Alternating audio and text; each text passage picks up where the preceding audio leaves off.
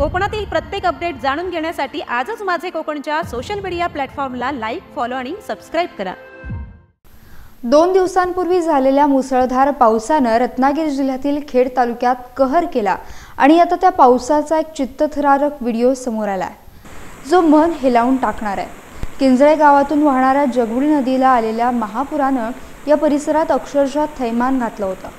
नांदिवली आणि विहाळी गावांना जोडणाऱ्या पुलावरून शाळा सुटल्यानंतर आपल्या घराकडे परतणारे विद्यार्थी आणि त्यांच्या पायाखालून वाहणारा प्रचंड वेगाचा पाण्याचा प्रवाह।